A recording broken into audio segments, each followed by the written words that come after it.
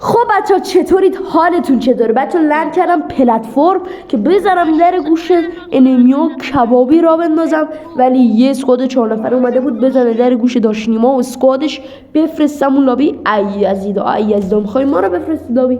یکی از این یاراشون هم که این میپرید با آریوس رو زیپلان میگرفت رو من حس میکرد بروکنه، ولی خب اومدم بالا یکشون رو زدم به خاطر ایمی که عالی که دارم میستادم. بی‌نظیر اون داشت میگرفتش، ترپ هم کاش دشوار نداریم، ترپ هم میزنیم، نفر سومم با ADS میزنیم، اصلا قوی اومدیم رنده کنیم امسال سال جدیدها. نفر چهارمشون هم نمیمرد ماشاءالله، انقدر به شات زدم با بیمه حضرت ابوالفضل داشت فرار میکرد. این چهارمین شاته، پنجمین شات، همش هم دارم هی ADS میزنم که بمیره، مگه میمرد؟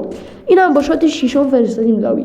اکتیویژن هم که گفت دیگه داشتیما وایپشون کردی دادیشون لابی، بیا یه اچس بدم عشق کنی. اکتیویژن دمت گرم.